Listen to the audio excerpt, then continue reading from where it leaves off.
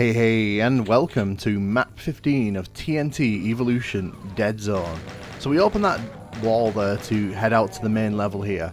This is a very interestingly designed level, so it's effectively an open level. You can kind of tackle it in any number of ways.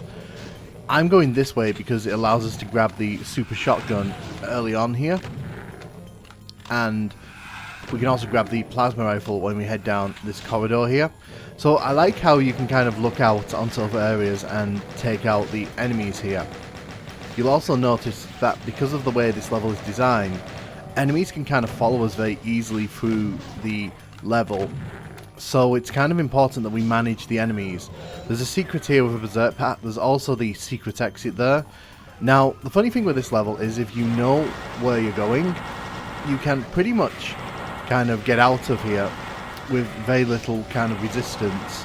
It only takes about 20 seconds to get to the secret exit. So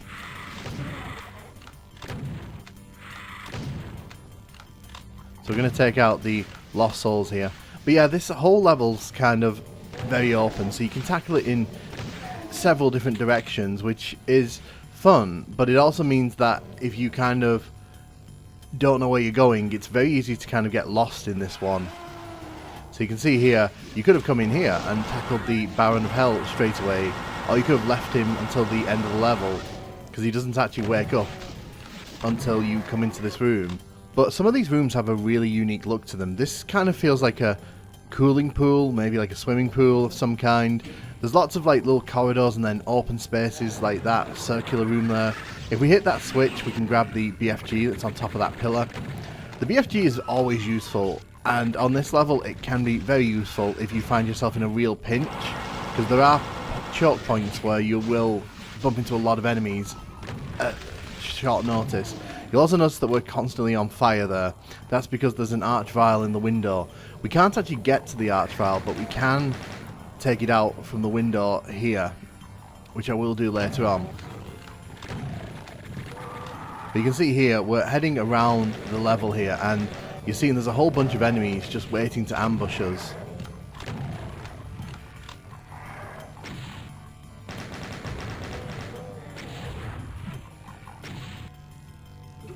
So you can see the exit's actually sealed off. You actually need to trigger a switch in the level, and I think that's probably the biggest weakness of this level, because it's kind of more open approach, and because there's like a lot of ways you can head into the level. It can be quite easy to get lost because there's no key cards on this level. A lot of Doom levels kind of use key cards to signpost the direction forward, but in this level that's not there, and I appreciate it because it's a very different approach to level design, but it also can flummox newcomers completely. So we're heading back up here. You can see we've dealt with quite a few enemies as we've been making our way around here, and we're not quite done yet. So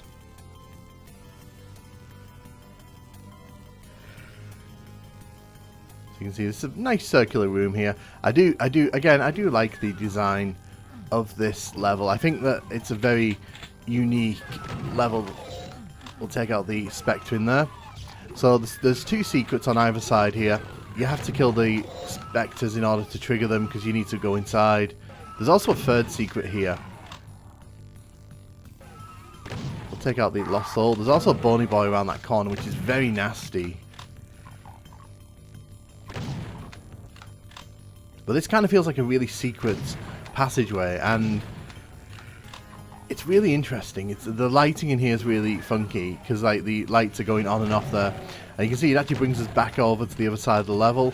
So it does have like its uses as a space. This it brings you all the way here. There is a rocket launcher around here somewhere. There it is. It's not actually marked as a secret, but having a rocket launcher never hurts unless you stand too close to the blast zone. But you'll notice I'm just kind of running around a lot here, and part of the reason for that is because there's just areas we haven't been to yet, but we can access pretty much all of them immediately. So we'll head in here. There's a load of enemies in these two rooms here. We've also got the Bony Boys on the outside of the level here, who are just the worst. So you can see we still haven't triggered the main exit there. But if you come down here, there's a bunch of ammo that we can make use of. I just want to emphasize, like, in the way I'm exploring this level, just how kind of chaotic it can be to sort of wander around. There really isn't a big sort of direction the level puts you in. You're kind of just left to your own devices, which I kind of appreciate because it stands out in TNT. But obviously, I can imagine that some people really do not like that kind of hands-off level design.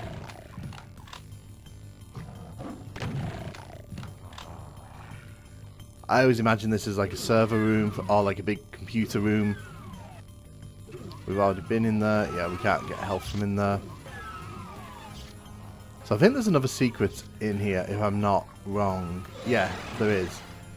So if we go around here, we can grab this invisibility. I do kind of appreciate this level, even if it is chaotic. And by chaotic, you can see there, like, enemies have kind of followed us over to here from across the level. There is a secret behind this poison sign there, so we want to grab that. It's a backpack. Obviously, backpacks, very useful. But one thing I really like is that there's a lot of spaces here where you can kind of look back on previous areas of the level or look into areas where you've not been to yet. And you can make the level a lot easier if you make good use of those spaces. But you'll notice that there's a lot of back and forthing in this level. You can finish this level so quickly. Like, it can't be understated just how quickly you can finish this one if you know where you're going. Even going through to the normal exit doesn't take that long, as long as you know which switch to hit. But as you can see, I'm going around here trying to kill all the enemies, because there are two enemies that, to my knowledge, sometimes don't trigger. They're behind one of these walls on the outside of the level, because there's some little pits where enemies kind of rise up and sort of fall down. Let's take care of you.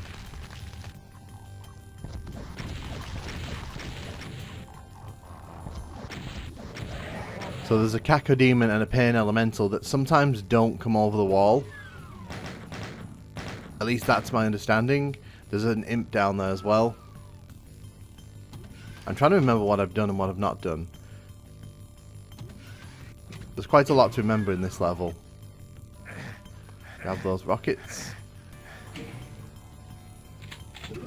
So I'm going to trigger the main centerpiece to this level in a second. So this room here is kind of the main area. You need to activate the switch in here in order to lower the bar in front of the exit. So we're going to do that. But we're going to cheat it a little bit, because there's a secret here with an invulnerability inside. And we're going to let them all teleport in a tiny bit. And then I'm just going to, yes, use the BFG to get rid of you. So again, all you have to really do is hit that switch and then blast it to the exit if you really don't want to go to the secret levels. But yeah, that's pretty much this level done, in my opinion. Like, there really isn't that much more to say. As you can see, it's an interesting level design. There's a lot you can really pass from this one. It's fun, it can be frustrating, and it can be very kind of directionless if you allow the level to kind of do that to you. It's not overly big though, and I do think that it stands out certainly among a lot of the TNT levels that we've seen so far. Certainly it has a lot more to offer than, you know, some of the levels we're going to be seeing in the upcoming levels, let me tell you. But as you can see here, what I'm doing, I'm just kind of looking around the outside of the level. I'm just kind of showing you that there's like a ring outside the level where the enemies can kind of hide. There's two enemies that I'm pretty sure haven't come out. So getting 100% kills on this level can be pretty frustrating. But I'm just doing a final sweep here, making sure that we've killed all the enemies that we can. And then we'll head this way. We actually came here earlier on. We got a Berserk pack out of here. And this is the secret exit. So this will take us to level 31. And as you can see, 98% kills. We expected that. 100% secrets. It's a real shame that those two enemies didn't pop out, but overall, I think Dead Zone's got a lot to offer.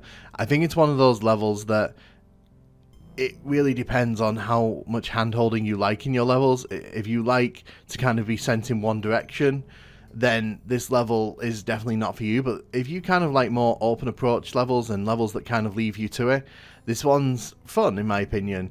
Let me know what you think of this level.